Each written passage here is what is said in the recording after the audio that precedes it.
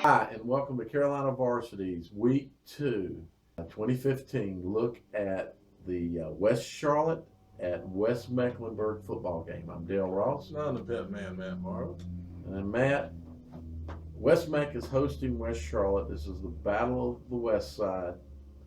I tried to explain to some people when we were talking about this game last night.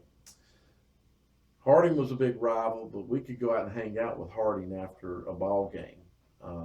Or that next week, maybe not that night, but during the week we could hang out with them, and we often did because our neighborhoods were so close. But our neighborhoods were close with with West Charlotte too. But we absolutely hated West Charlotte. West Charlotte absolutely hated us.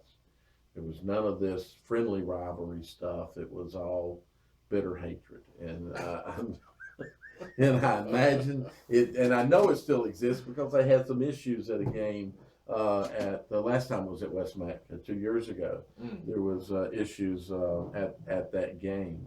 Crowd, they had a big crowd, and they had some confrontations there. But anyway, so West Charlotte, new coach, new program, new situation coming into second year for the stadium, West Mac. Still a beautiful place to go watch a ball game. Yeah. One of my most favorite places, not just because I played there, it's just a great setting atmosphere, and that still exists. West Mac against the Vance had some issues, had struggles. Most teams will struggle against Vance, but we're a little concerned about where West looked like they were at Wednesday night, or excuse me, Friday night, and West Charlotte just going to roll right in. You were at the West Charlotte game. I saw West Charlotte for a half against Southeast Guilford. I was very impressed with their defense. They shut out Southeast Guilford for most of the first half.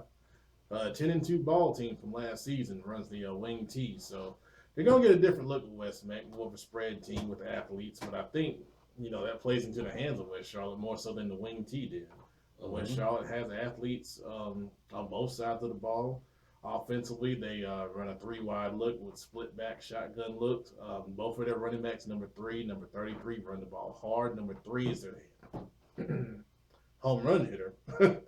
He gets the ball in space. He can go. He had a long 54-yard touchdown run off a counter look against Southeast Guilford to give him the lead for most of the first half.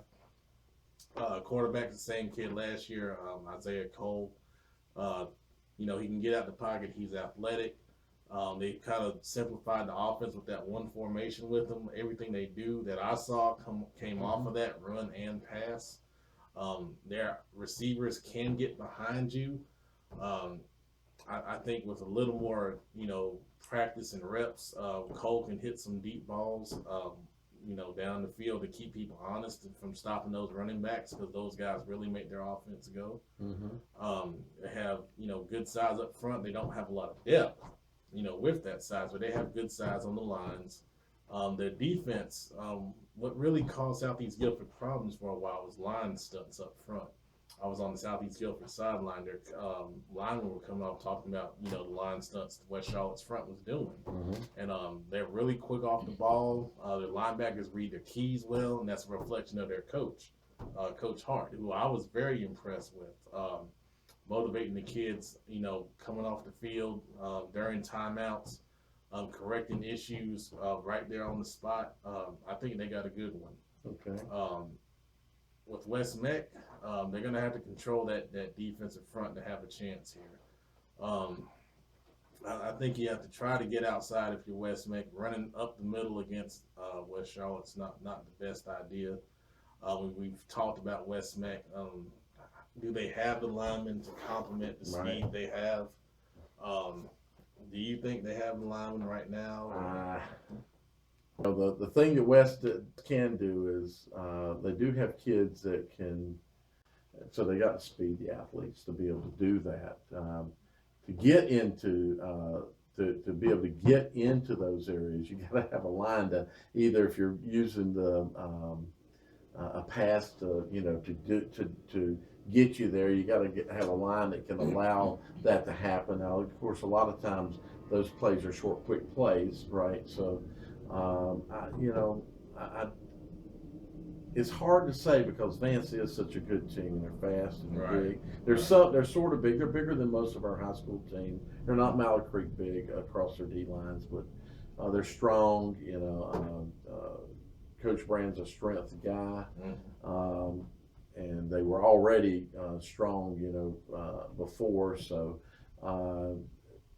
that's kind of hard to say because West had, it's a different element that they're going up against. So I don't know, Matt. That's based on what I saw Friday night. It's hard to say that they do, but then I got to try to pull back and say, well, that was Vance, and so. I think if they can get the ball into space, and that's obviously what they'll try to do. And Coach Caldwell, please don't lose to West Charlotte. Please, please beat these guys. Maroon is back. I understand. That's what I was told Friday night. Maroon has come back. Maroon was the original school color. That's why I have this shirt. By the way, I bought this shirt for the last high school game that we played, and it's got a little silver in it. You can notice. Maroon and silver are our school colors, or maroon and white with a little bit of silver. And I was told Friday night Maroon is back. I don't know if they're going to be in maroon jerseys, but guys, it is a game of rival game. It is a motivational game, so that's got to be some motivation for West Meck, and it's going to be some motivation for West Charlotte. Yeah. I really don't know. It's both the West just has issues, and West Charlotte's got a new coach, doing things a little differently. Where things gonna play out, I favor West Charlotte, but I favor them only. But I like them for this game. I do think they're probably a little bit ahead of West Mac. Yeah, based off of what you tell me, I would agree. Yeah. So, but it could end up being a very competitive ball game.